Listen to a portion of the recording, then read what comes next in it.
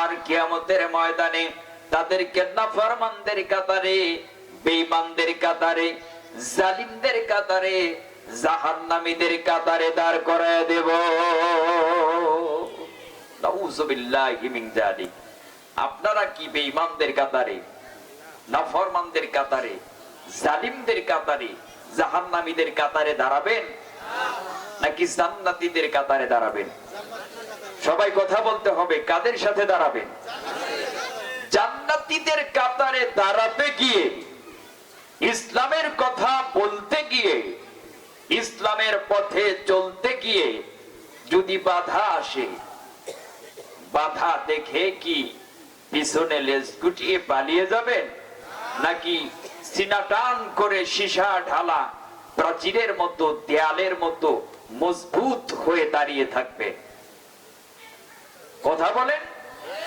সীসা ঢালা প্রাচীরের মতো মজবুত হয়ে বাতিল শক্তিদের সামনে মোকাবেলা করার জন্য স্থির হয়ে আপনাদেরকে দাঁড়াতে হবে। ঠিক বাড়ি যায় বললেন, ঠিক বললেও ঠিক, না বললেও ঠিক। কষ্ট হচ্ছে নাকি আপনাদের? এই ইসলামের কথা বলতে গিয়ে, ইসলামের পথে চলতে গিয়ে, ইসলামকে প্রচার প্রসার করতে গিয়ে, বিস্তার করতে গিয়ে আল্লাহ রাসূল নিজেও বাধার সম্মুখীন হয়েছেন।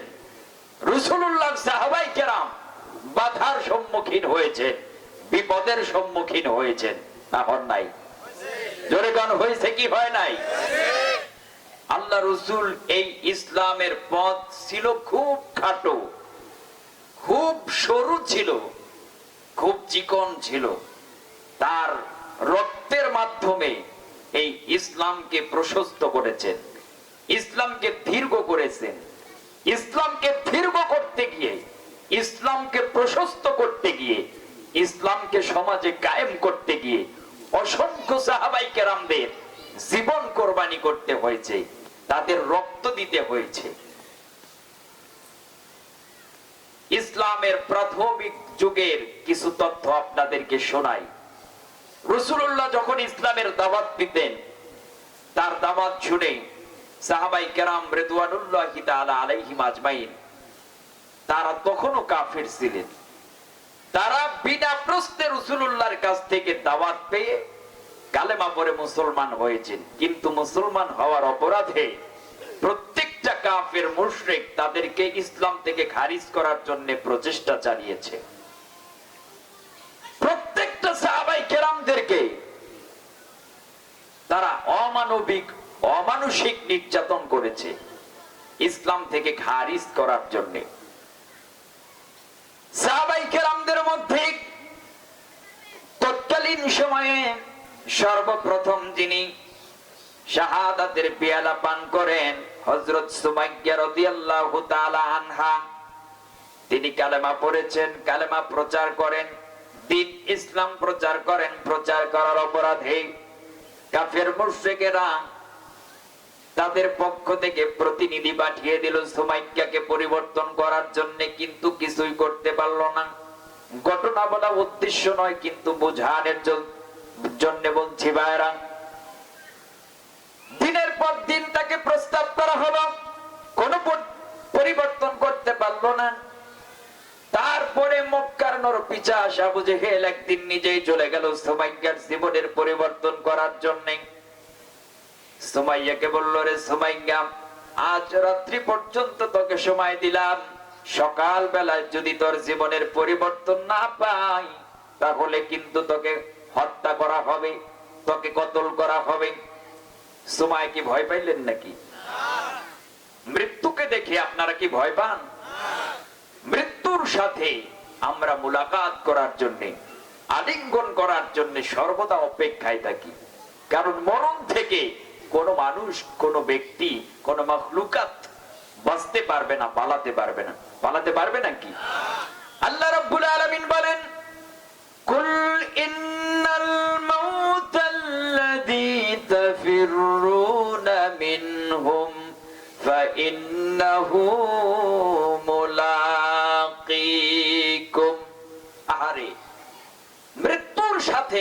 ইমানদার যারা তারা সর্বদা আলিঙ্গন করার জন্য অপেক্ষায় থাকে, মুলাকাত করার জন্য অপেক্ষায় থাকে।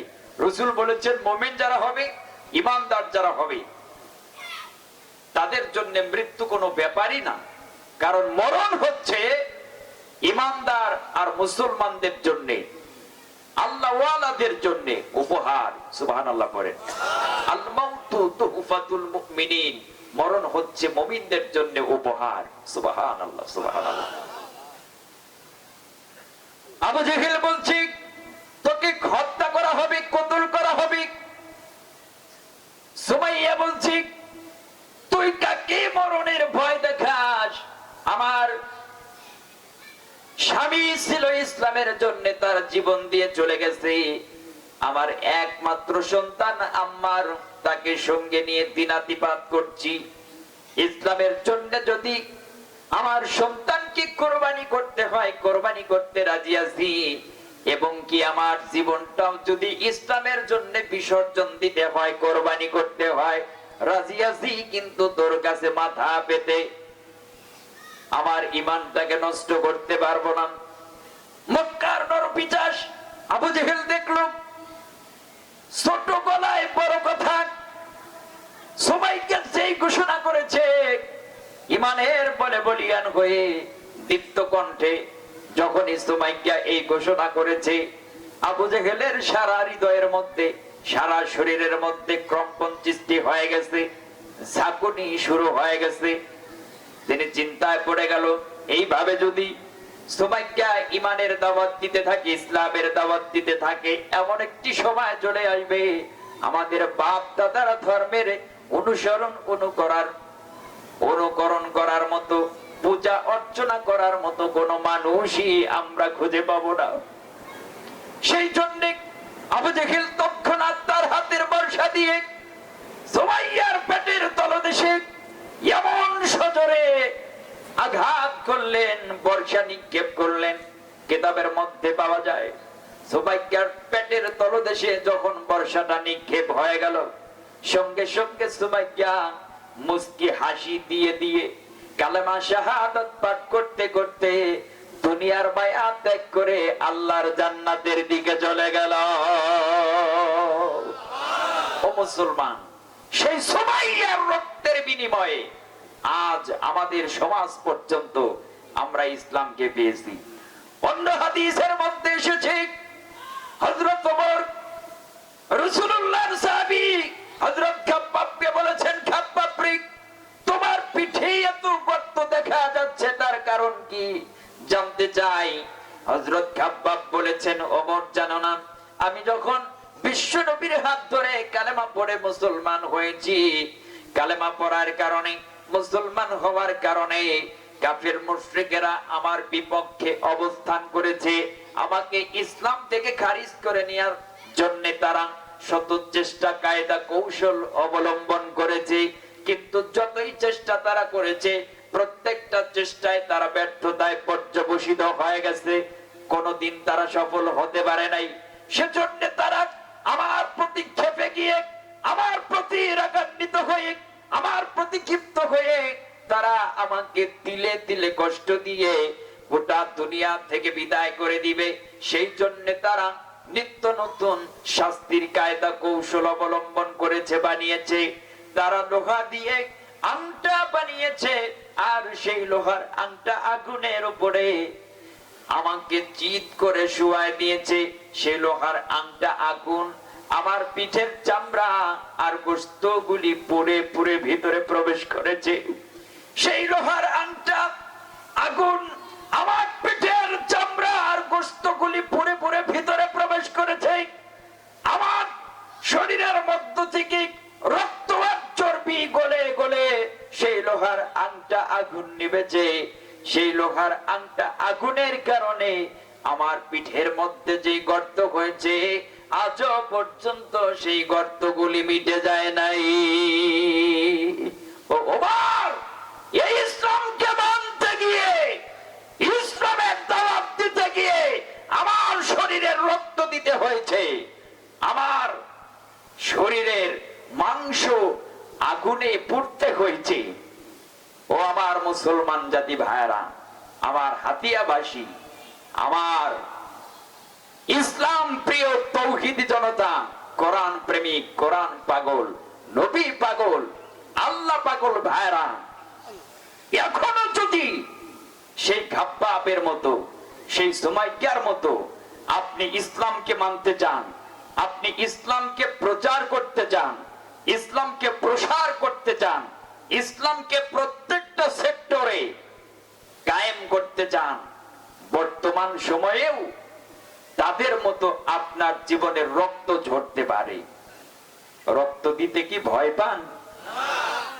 যদি ইসলামের পথে চলতে গিয়ে রক্ত দেওয়া লাগে, রক্ত দিবেন না পালিয়ে যাবেন? ইসলামের জন্য যদি, কোরআনের জন্য যদি, আল্লাহ এবং আল্লাহ রাসূলের জন্য যদি জীবন দেওয়া লাগে, জীবন দিতে রাজি আছেন না পালিয়ে যাবেন? যখন রাজি আছেন না পালিয়ে যাবেন? আমরা পালানের জাতি না, আমরা পিছনের দরজা দিয়ে পালিয়ে যাই না। আমরা বাঙালি জাতি, তৌহিদি মুসলমান যদি দেশের প্রেমে, দেশের জন্য 1947 সালে রক্ত দিতে পারি, 1952 সালে যদি আমরা রক্ত দিতে পারি, 1971 সালে আমরা দেশকে পাক হানাদার বাহিনীদের হাত থেকে মুক্ত করার জন্য, রক্ষা করার জন্য যদি জীবন দিতে পারি, রক্ত দিতে পারি, আর একবার আমরা ইসলামের সমহান মর্যাদা ধরে রাখার জন্য, ইসলামকে প্রত্যেকটা সেক্টরে কায়েম করার জন্য আমরা জীবন দেওয়ার জন্য প্রস্তুত আছি। আমরা মুসলমান যতদিন দুনিয়াতে বেঁচে থাকবো, ইসলামের জন্য বেঁচে থাকবো। আর যখন ইন্তেকাল করব, ইসলামের উপর অবিচল থেকে ইন্তেকাল করতে যাই, আমরা কোরআন নিয়ে, আমরা ইসলাম নিয়ে, নবীর তরিকা অনুযায়ী বাঁচতে চাই, নবীর তরিকা নিয়ে মরতে চাই। কারা কারা রাজি? দুই হাত তুলে আল্লাহকে দেখা দেয়।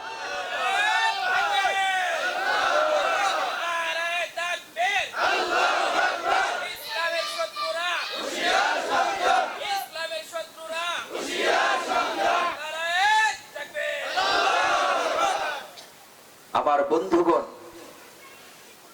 সময় এসেছে সমাজের রূপ পরিবর্তন করার, সময় এসেছে নিজেকে পরিবর্তন করার, সময় এসেছে অন্ধকার তাড়িয়ে আলোর প্রদীপ জ্বালাবার।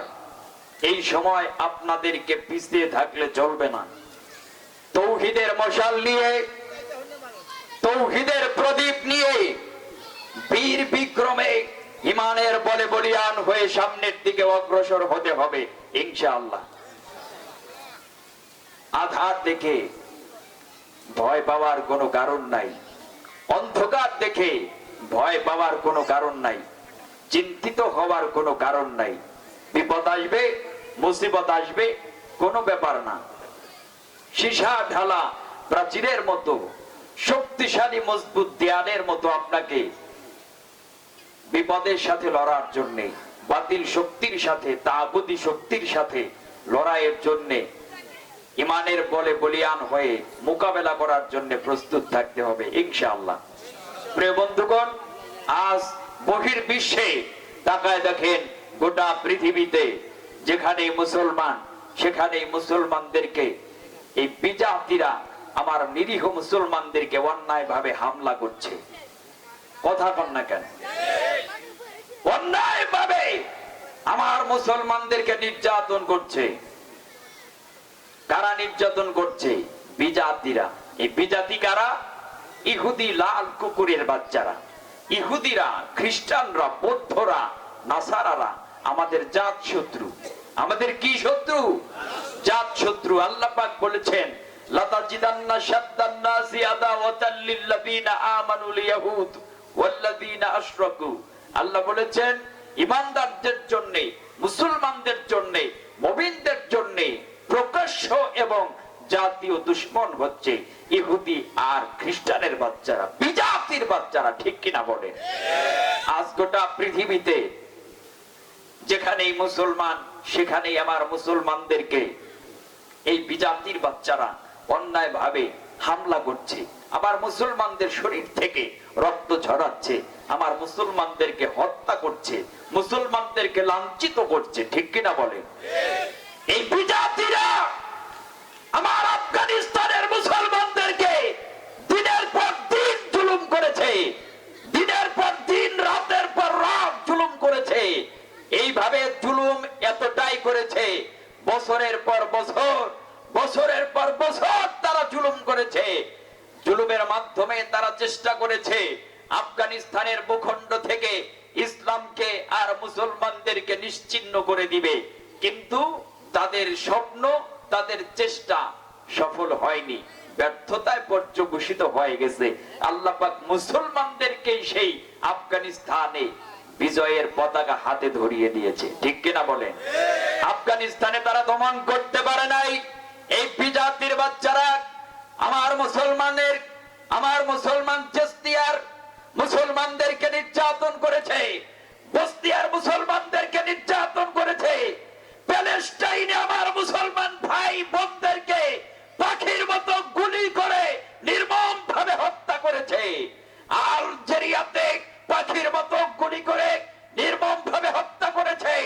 আমরা চোখে দেখেছি বার্মাতে, মায়ানমারে অং সান সুচির নেতৃত্বে আমার মুসলমানদেরকে তারা জুলুম করেছে, আমার মুসলমান বোনদেরকে, আমার মুসলমান মাদেরকে গাছের সঙ্গে বেঁধে তাদেরকে লাঞ্ছিত করেছে, তাদেরকে যৌন হয়রানি করেছে, তাদের জীবন্ত শরীর থেকে মাংস কেটে এই বিজাতির বাচ্চারা কাবাব বানিয়ে খেয়েছে। মুসলমানদেরকে এত জুলুম, এত অত্যাচার তারা করেছে। মুসলমান জুলুমের তীব্রতা, অত্যাচারের তীব্রতা সহ্য করতে না পেরে তাদের জীবন বাঁচানোর জন্য, তাদের জীবন রক্ষা করার জন্য, তাদের ঈমান আকীদা সতীত্ব রক্ষা করার জন্য তারা নাফ নদী সাঁতার কেটে পাড়ি দিয়ে আমাদের বাংলাদেশে আশ্রয় নিয়েছে, ঠিক কিনা বলে? আমরা দেখতে পেয়েছি আমাদের পার্শ্ববর্তী দেশ ভারতের কাশ্মীর রাজ্যে স্বৈরাচারী জালিম সরকার নরেন্দ্র মোদীর নেতৃত্বে আমার কাশ্মীরের মুসলমানদেরকে পাখির মতো গুলি করে রক্তাক্ত করেছে। কাশ্মীরের মুসলমানদের শরীর থেকে রক্ত জড়িয়ে জমিনটাকে রক্তাক্ত করেছে। মুসলমানদেরকে শুধু কাশ্মীরেই নির্যাতন করে নাই, আমরা আমাদের স্পষ্ট চোখে বাংলার ভূখণ্ডে বিগত 15টি বছরে দেখতে দেখতে আজও পর্যন্ত দেখেছি এই বিগত 15টি বছরে যারা অন্যায়ের প্রতিবাদ করেছে, যারা ইসলামী আন্দোলন করেছে, যারা কোরআন থেকে ন্যায্য কথাগুলি জাতির সামনে তুলে ধরেছে, সেই সমস্ত আলেম ওলামাদেরকে, সেই সমস্ত ইসলামী আন্দোলনের নেতা কর্মীদেরকে, হক্কানি পীর মাশায়েখদেরকে, নমরুদ, ফেরাউন, হামান, সাদ্দাত, কারুন, আবু জেহেল, উতবা, সাইবা, ওয়ালিদ ইবনুল মুগিরার বাচ্চাটা গোলামেরা, তাদের পাপাত্তার প্রেতাত্তার নাতি পুতি চালা চামচারা আমার দেশের ইসলামী আন্দোলনের নেতা কর্মীদেরকে, আলেমদেরকে, হক্কানি পীর মাশায়েখদেরকে মিথ্যা মামলা দিয়ে জেলখানার 14 শিখের ভিতরে বন্দী করে। কথা কোন ঠিক না ব্যাঠিক? আরো জোরে কোন ঠিক না ব্যাঠিক? চিরকাল কি একই অবস্থা থাকে? একই অবস্থা থাকে না, অবস্থার পরিবর্তন হয়েছে সবে মাত্র 30%। এখনো আমার আপনার প্রচেষ্টার অভাবে 70% বাকি আছে। আশা করি এই 70% পরিবর্তন আমাদের প্রচেষ্টার মাধ্যমে, আমাদের অক্লান্ত পরিশ্রমের মাধ্যমে 70% পরিবর্তন ফিরিয়ে এনে 100% পরিবর্তন আমরা আমাদের দেশে করতে চাই, ইনশাআল্লাহ বলেন। ইনশাআল্লাহ বলেন। রাগ করলেন নাকি আপনারা? রাগ করলেও করার কিছুই নাই, যেটা সত্য সেটা তো বলতেই হবে। সত্য কথা বললে পরে যেতেই হবে কারাগারে, এই আতঙ্ক ছিল প্রত্যেকে ঘরে ঘরে। আতঙ্ক এখন মোটামুটি কমে গেছে, ঠিক কিনা বলেন? 15 বছর আতঙ্ক ছিল কিনা? কম। আমরা বুক ফুলিয়ে কথা বলতে পারি নাই, কত মায়ের ফেস দেওয়া লাগছে। আহারে, ওয়াজের মঞ্চে উঠার আগে 10-15-20টা করে চিঠি আসতো, এই দিকে কথা বলতে হবে, কবরের নিচের কথা বলতে হবে, এটা বলতে হবে, এটা বলতে হবে, অমুককে বাজার করা লাগবে না। আহারে, এই মৌসালাদের কথা শুনতে শুনতে আমাদের কান জ্বালা পুরা হয়ে গেছে। প্রিয় ভাই সব, আপনাদেরকে কষ্ট দিয়ে ফেললাম নাকি? আপনারা বিরক্ত হচ্ছেন? প্রিয় বন্ধুগণ, যেই কথা বলতেছিলাম, আল্লাহর নবী ইসলামকে বিস্তার করার জন্য, প্রচার প্রসার করার জন্য তার রক্ত দিয়েছেন, তার দান শহীদ করেছেন, অসংখ্য সাহাবায়ে কেরামদের জীবন কোরবানি করতে হয়েছে। নবীজি ইসলামকে প্রচার করার জন্য, কাফির ও মুশরিকদের বিপক্ষে যুদ্ধ করার জন্য উহুদের ময়দানে চলে গেলেন।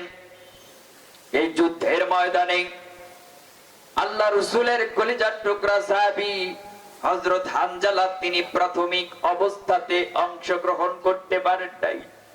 নতুন বিয়ে করেছেন, বাসর সজ্জা, ফুল সজ্জা রাত উদযাপন করে শেষ রাত্রিতে যখন তিনি গোসল করার জন্য পানির কিনারায় চলে যান, এমত অবস্থায় হযরত হানজালা রাদিয়াল্লাহু তাআলা আনহু, তিনি উহুদের ময়দান থেকে মুসলমানদের কণ্ঠে চিৎকারের আওয়াজ শুনতে পান। মুসলমানদের কণ্ঠে চিৎকারের আওয়াজ শুনে হযরত হানজালা বিলম্ব না করে তৎক্ষণাৎ তিনি তার স্ত্রীর কাছে চলে গেলেন। স্ত্রীকে ডেকে বললেন, ওগো প্রাণের স্ত্রী, আল্লাহর নবী যুদ্ধের ময়দানে চলে গেছে, কাফেরদের বিপক্ষে লড়াই করার জন্য চলে গেছে। আমি বিবাহের কারণে রাসূলুল্লাহর সঙ্গে যাইতে পারি নাই, তবে এখন আমার কানের মধ্যে যুদ্ধের ময়দান থেকে চিৎকারের আওয়াজ ভেসে এসেছে, আমি আর বিলম্ব করতে পারবো না, তাড়াতাড়ি করে